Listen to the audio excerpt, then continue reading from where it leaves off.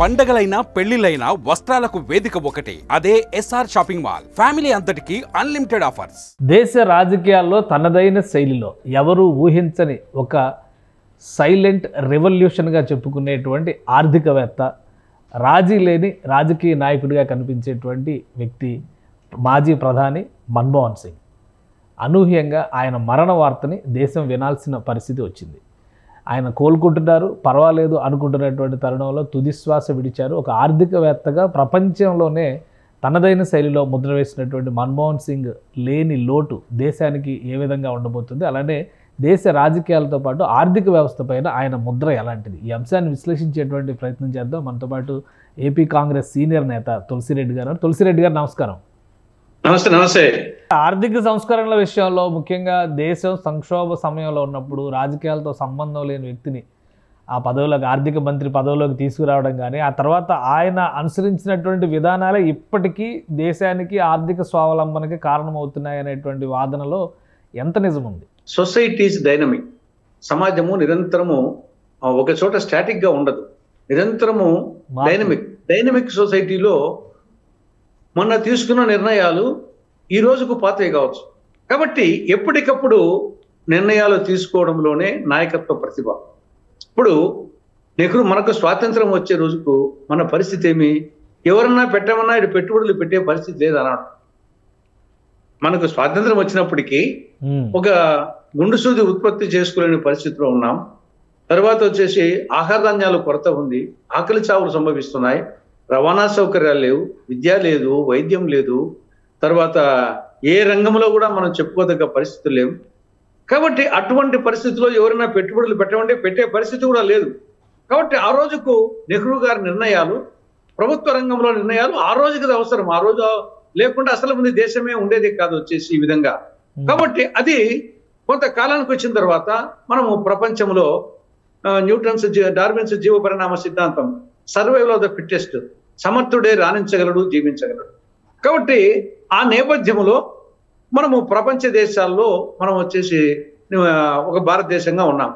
అటువంటి ప్రపంచ దేశాలతో మనము పోటీ పడాలంటే దానికి కొన్ని మార్పులు అవసరము క్రమానుగతంగా. ఆ నేపథ్యంలో మన్మోహన్ సింగ్ గారు ఆర్థిక మంత్రిగా ఉన్నప్పుడు పివి నరసింహారావు గారి యొక్క గొప్పతనము, ఆయన వచ్చేసి ఆర్థిక మంత్రిగా తీసుకోవడంలోనే ఒక రాజనీతిజ్ఞత, ఒక దార్శనికత పివి నరసింహారావు కనపడుతుంది.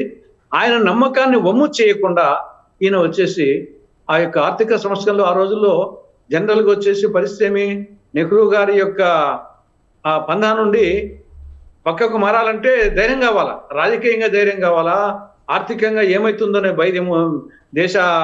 విదేశీ మార్గ ద్రవ్య నిల్వలు కేవలం $100 కోట్ల మాత్రమే ఉన్నాయి, 2 వారాలకు మాత్రమే సరిపోయే పరిస్థితి ఉంది ఆయన ఆర్థిక మంత్రిగా వచ్చినప్పుడు, పివి నరసింహ ప్రధానమంత్రిగా ఉన్నప్పుడు. అటువంటి పరిస్థితుల్లో ఆర్థిక సంక్షోభం నుండి దేశాన్ని గట్టెక్కించాలంటే ఒక డిసిషన్ తీసుకోవాల్సిన సమయంలో ఆయన LPG system, permit Raj system నుండి లిబరలైజేషన్, ప్రైవేటైజేషన్, గ్లోబలైజేషన్, సరళీకరణ, తర్వాత ప్రైవేటీకరణ, ప్రపంచీకరణ, ఆ యొక్క త్రిసూత్ర కార్యక్రమాన్ని ఏ విధంగా మహాత్మా గాంధీకి సత్యం, అహింస, సత్యాగ్రహం అనే 3 ఆయుధాలతో దేశానికి స్వాతంత్రం తెచ్చాడు, ఆ విధంగా ఈ ఎల్పిజి సిస్టమ్తో ఆయన వచ్చేసి భారతదేశం యొక్క ఆర్థిక స్వరూపాన్ని మార్చగలిగాడు నరసింహారావు గారు. ఇప్పటికీ ఎల్పిజి సూత్రాలే మన ఆర్థిక వ్యవస్థకు మూలాధారమా?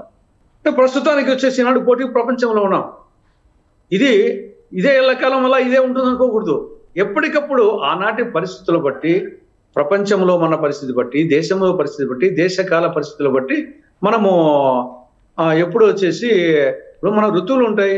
ఋతువులే సంవత్సరానికి 6 ఋతువులు ఉంటాయి. మనము వసంత ఋతువు, గ్రీష్మ ఋతువు, వర్ష ఋతువు, శరత్ ఋతువు, హేమంత ఋతువు, శశి ఋతువు. కాబట్టి మన యొక్క కట్టుబాట్లలోనే వచ్చేసి ఋతువు ప్రకారంగా మారుతూ ఉంటాయి. మనం చలికాలము ఒక డ్రెస్ వేసుకుంటాం, ఎండాకాలం ఒక డ్రెస్ వేసుకుంటాం, చలికాలం వేసుకునే డ్రెస్ ఎండాకాలం వేసుకుంటాం అంటే కుదరదు. కాబట్టి పరిస్థితులు మారినప్పుడు మనుషులు కూడా విధానాలు కూడా మారాలి. కాబట్టి ఆ ప్రకారంగా ఆనాటికి 1991లో పివి నరసింహారావు గారు ప్రధానమంత్రిగా, ఈయన ఆర్థిక మంత్రిగా తీసుకున్న రోజులకు ఆనాడు ఒక డైనమిక్ డెసిషన్ ఆర్థికంగా తీసుకోవాల్సిన సమయంలో తీసుకోవడం జరిగింది. దాని ఫలాలు అనుభవిస్తున్నాము. ఇది మరి ఈ పోటీ ప్రపంచంలో ఎన్నాళ్ళు కొనసాగుతోంది ఇప్పుడు కూడా. ఇది ఇలాగే పర్మనెంట్ గా ఉంటుంది అనుకోలేము మనము. కాబట్టి ఎప్పటికప్పుడు సమాజానికి తగ్గట్టు ఆనాటి కాలమాన పరిస్థితి తగ్గట్టుగా నిర్ణయాలు తీసుకునే వాళ్ళే చరిత్రలో చిరస్థాయిగా నిలిచిపోతారు. ఆ విధంగా వచ్చేసి మన్మోహన్ సింగ్ గారి వ్యవహార శైలి కానీ ఆయన రాజనీతిజ్ఞత కానీ కాంగ్రెస్ పార్టీలో ఏ విధంగా భవిష్యత్ తరాలకి కొనసాగే అవకాశం ఉంటుంది? ఇప్పుడు 1 కాంగ్రెస్ పార్టీకి, 2 భారతీయులకు, 3 ప్రపంచ మానవాళికి. ఆయన ఒక కాంగ్రెస్ పార్టీకి ఆదర్శం అనుకోవడం లేదు. కాంగ్రెస్ పార్టీకి, అన్ని పార్టీలకు, భారతీయులకే కాదు ప్రపంచ మానవాళికే ఆయన ఒక వ్యక్తిత్వం కానీ ఆయన పరిపాలన దక్షత కానీ 2 కూడా వచ్చేసి ఆదర్శం. వ్యక్తిత్వంగా తీసుకుంటే నేను ముందు చెప్పినట్టు ఆయన అలంకరించిన పదవులు ఆషామాషి పదవులు కాదు. Reserve bank governor, planning commission vice chairman, తర్వాత యూజీసీ చైర్మన్, ఆర్థిక మంత్రి, భారత ప్రధానమంత్రి అంటే ఆషామాషి పదవి. 10 సంవత్సరాల పాటు 143 కోట్ల జనాభా కొంచెం తక్కువ ఉండొచ్చు.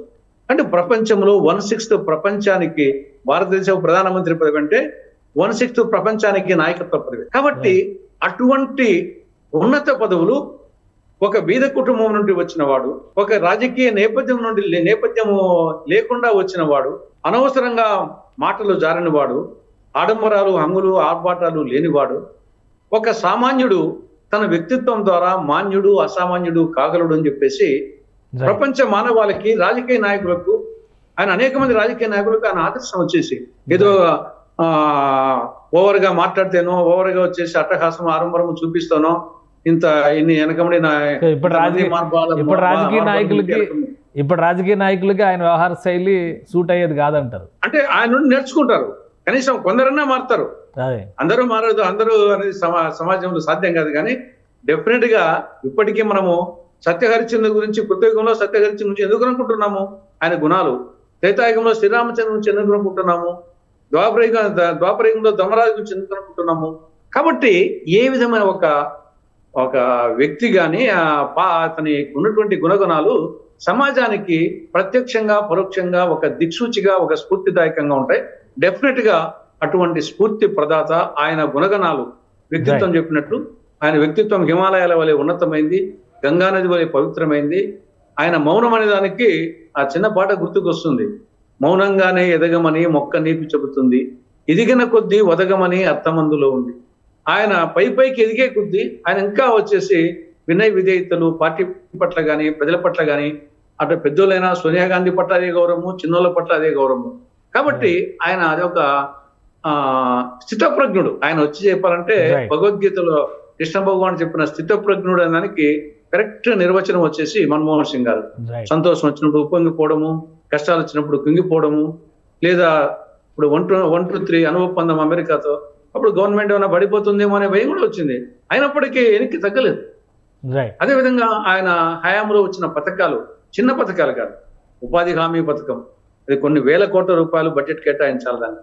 అదేవిధంగా సమాచార హక్కు చట్టం, యూజువల్ గా మన రహస్యాలు, ప్రభుత్వ రహస్యాలు ఎవరికి తెలియకూడదు అనుకుంటే సమాజంలో సమాచార హక్కు చట్టం, విద్యా హక్కు చట్టం, గృహహింస నిరోధక చట్టం, ఈ ఆధార్ కార్డు, ఇవన్నీ సమాజాన్ని అనేక విధాలుగా ప్రభావితం చేసే పథకాలు, నిర్ణయాలు, విధానాలు అవన్నీ ఆయన హయాంలో తీసుకోవడం జరిగింది. కాబట్టి ఆయన great person. Right. Thank you Tulasireddy గారు, మీ అభిప్రాయాలు తెలియజేసినందుకు. ప్రధానిగానే కాకుండా సమాజ సేవకుడిగా, ప్రపంచ మానవాళి శ్రేయస్సు కోసం పాటుపడినటువంటి వ్యక్తిగా మన్మోహన్ సింగ్ గారి ముద్ర ఎవరు ఎప్పటికీ విస్మరించలేనిది, చెరిపేయలేనిదని తులసిరెడ్డి గారు విశ్లేషిస్తున్నారు. అలాంటి వ్యక్తి ఈరోజు వెళ్ళిపోవడం అనేది భారత సమాజానికి తీరని లోటని ఆయన విశ్లేషిస్తున్నారు. ఇది special discussion. Keep watching. Suman టీవీలో మీ పర్సనల్ అండ్ బిజినెస్ ప్రమోషన్స్ కోసం కింది నెంబర్కి కాంటాక్ట్ చేయండి.